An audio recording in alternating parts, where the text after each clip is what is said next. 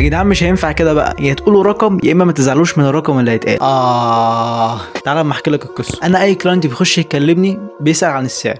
هتقول لي طب ما ده طبيعي ما يسال على السعر، ما حق. اقول لك طبعا، بس انا اديله سعر على اساس ايه؟ هو ما قاليش حاجه اقول له على سعر. فبقول له حضرتك ممكن نخش ميتنج نتكلم مع بعض، اعرف المحتوى بتاع حضرتك بتتكلم في ايه، اللغه بتاعت حضرتك ايه، لان في كلاينتس من بره مصر، كام فيديو في الشهر، مده الفيديو، وهكذا، معلومات كتير. فهو لا، هو دماغه عايز يعرف السعر في الشات. طب انا مش هقدر اقول لك سعر برضه. جزء منهم بيقتنع وجزء منهم لا. باخد الجزء اللي بيقتنع بخش مع الميتنج. بنعمل ايه في الميتنج؟ بيقول لي بقى على كل المحتوى اللي بيعمله، عن كل التفاصيل والديتيلز اللي بيعمله. وفي اخر سؤال بقول له انت حضرتك حاطط بادجت قد ايه؟